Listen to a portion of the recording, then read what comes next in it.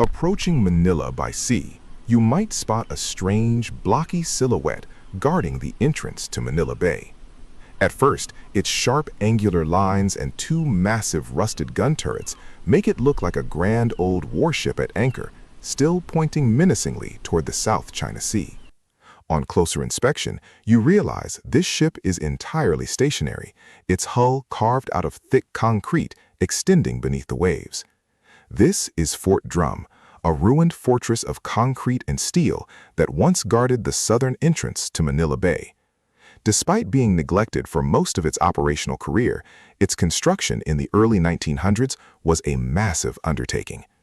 The fort and its garrison would mount a formidable defense during the Japanese invasion of 1942, and it later became a desperate holdout for Japanese forces when the Americans retook the Philippines in 1945. Fort Drum's final dramatic last stand ended in a grisly, explosive assault by American forces. Since then, it has fallen back into obscurity.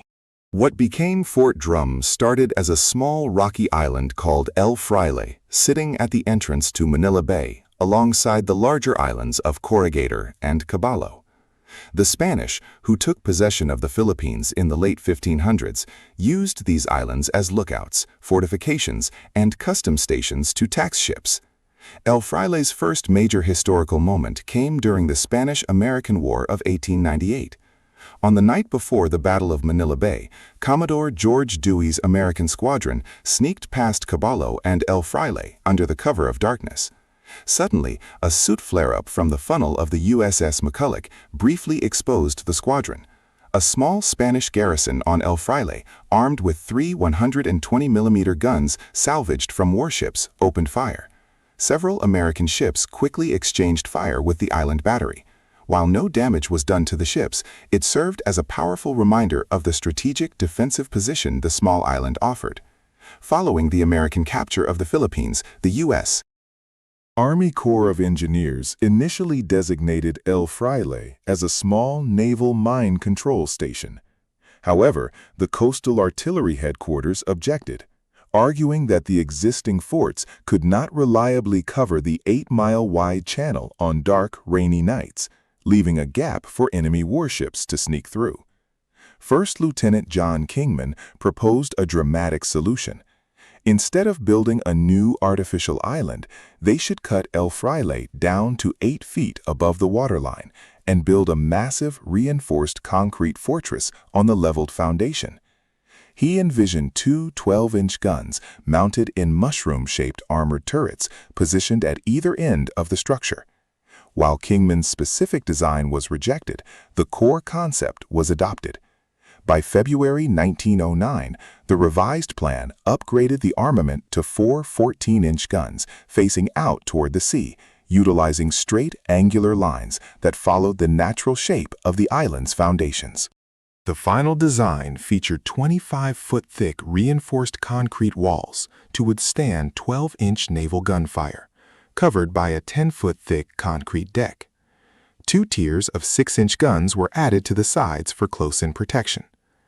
Built to accommodate 320 officers and men during wartime, Fort Drum contained nearly 3,500 feet of floor space, spread across 3 levels. The top level housed the barracks, a hospital, and the 6-inch ammunition magazines. The main 14-inch turrets extended deep into the second level, which contained their respective magazines, the mess halls, kitchens, and storerooms. The lowest deck housed the fuel reserves, laundry rooms, machine shops, and the main engine room that powered the fort.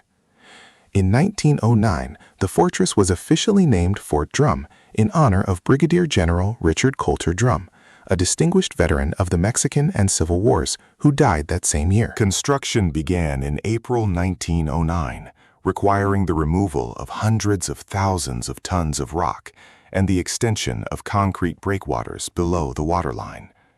The main battery consisted of 4 14-inch M1909 guns manufactured at the Waterfleet Arsenal in New York. These were the only 4 guns of their kind ever produced in a twin-turret configuration, representing the only steel turrets used in the entire defensive network around Manila Bay. The turrets featured 18-inch front armor and 6-inch side armor, mounted on heavy steel barbettes that plunged deep into the fort. They were engineered to rotate via electric tracks, with manual hand cranks as a backup. Internally, the multi-story turrets were split vertically and horizontally into isolated compartments, ensuring that a malfunction or ammunition explosion on one side would not disable the other gun.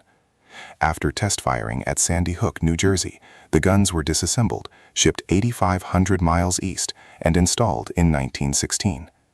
The lower turret was named Battery William T. Marshall, offering a 230-degree field of fire, while the upper turret, Battery John M. Wilson, possessed a full 360-degree traversal. Four 6-inch M1910 guns were vertically stacked on the port and starboard sides to save space and maximize their range, housed in heavily reinforced casemates of 6-foot-thick concrete backed by 6 inches of armor plate. These secondary defenses were named Battery Benjamin K. Roberts and Battery Tully B. McCree. Completed in 1918, Fort Drum joined Forts Mills, Hughes, and Frank to form an impenetrable defensive perimeter guarding Manila Bay. From the air or sea, its forward-facing main turrets, rear superstructure, and an 88-foot-tall steel cage mast for searchlights and rangefinders gave it the unmistakable appearance of a massive battleship, earning it the nickname the USS No-Go from its caretakers in the 59th Coastal Artillery Regiment. However, post-war realities struck quickly. Shrinking military budgets after World War I left the fort understaffed, keeping the main batteries silent between 1918 and 1923. The 1922 Washington Naval Treaty further crippled the fort by banning any upgrades to American naval bases west of Hawaii, leaving the guns increasingly outclassed by modern warships. The Great Depression of the 1930s forced the cancellation of vital upgrades to the fort's aging engines. Finally, the 1934 Congressional Act, promising Philippine independence in 1944, ensured the U.S. military would not waste funds on a fortress it was about to give away. For nearly 2 decades, the mighty concrete battleship remained a costly, obsolete white elephant, its small caretaker garrison living a sleepy peacetime existence. Everything changed at the end of the decade as the looming threat of war with the Empire of Japan forced the aging defenses of Manila Bay back to life. Still littered with the results of months of sustained bombardment from Japanese and later American guns, the top deck of Fort Drum remains a messy lunar surface of shell craters and concrete. Down below, the remaining walls are still blackened from the terrible fires that engulfed the structure all those decades ago. While it is officially off-limits, some sanctioned visits and unofficial tours still take place by sea or helicopter. The majority of modern damage to the fort was the result of scrap salvagers in the 1970s, who completely gutted the interior of almost all metal fittings. Most interior walls were forcefully broken down to reclaim rebar, and the majority of the internal components of the batteries themselves were stripped away. In recent years, Battery Wilson's gun barrels have also disappeared, having apparently fallen backward into the gutted interior of the turret. In the basement levels, some of the original 14-inch shells still remain inside the magazine rooms, alongside mounting points for various machinery and generators, though these areas are now completely flooded at high tide. As nature begins to slowly reclaim one of the most unique battlements ever constructed, Fort Drum today remains what it was during its heyday, a strange, unique oddity on the horizon of Manila Bay. Yet for a brief few months during the desperate defense of the Philippines, the concrete battleship more than proved its mettle.